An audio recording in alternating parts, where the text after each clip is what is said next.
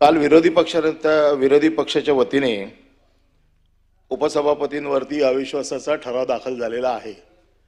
मला प्रशासनाकडनं म्हणजे हे जे सचिवालय आहे यांच्याकडनं माहिती हवी आहे, कारण घटनापीठाच्या कुठल्याही अधिकाऱ्यावर ज्या वेळेला अशा प्रकारचा अविश्वासाचा प्रस्ताव दाखल होतो, हायकोर्टाच्या वरती जजेसवरती झाला इम्पीचमेंट, तर त्याला बसता येत नाही खुर्चीवरती।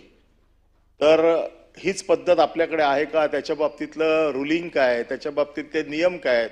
जरा सभागृहाला अवगत झाले तर बरं होईल, कारण आम्हाला सकाळी असं वाटलं होतं की उपसभापती सभागृहात आल्या होत्या आणि तालिका सभापती वर बसले होते।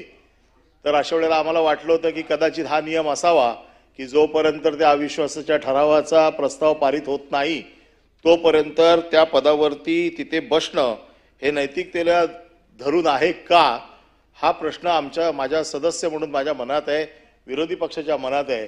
कृपया सचिवालयाने किंवा सभापतींनी आम्हाला या बाबतीत मार्गदर्शन करावं की या बाबतीतले नेमके नियम काय आहेत। सन्माननीय अनिलजी परब, आपण कायद्याचे अभ्यासक आहात आणि या सभागृहात अनेक वेळेला वेगवेगळ्या व्यक्तींवरती आणि वेगवेगळ्या पदांवरच्या लोकांवरती अविश्वास ठराव आलेले आहेत।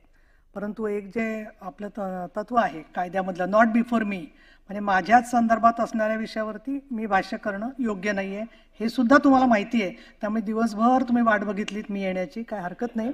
आणि मला इथे असं सांगायचं आहे की माननीय सभापतींचं लक्ष आहे सभागृहाकडे आणि इकडे मी, आणि त्याच्यामुळे नाही तुमचं लक्ष आहेच, मला आधीच माहिती होतं ते। त्यामुळे मला आता असं सांगायचं आहे की सभापती महोदयांचं सगळ्या कामकाजावर लक्ष आहे, पण आम्ही त्यांना अवगत करून देऊ आणि आपल्याला योग्य त्या वेळेला या संदर्भातलं अगदी समाधानकारक रुलिंग मिळेल। परंतु गेल्या वेळेच्या अविश्वास ठरावाच्या मधुर आठवणी माझ्या लक्षात आहेत आणि त्यावेळेलाही रुलिंग दिलेलं होतं की अविश्वास ठराव जरी दाखल झाला तरी त्यांच्या दैनंदिन कामकाजात सभापती किंवा उपसभापती भाग घेऊ शकतात। हे मी नको, थांबा जरा, एक अविश्वासाचा चालू होता ठराव, तो नंतर मागे घेतला त्यांनी।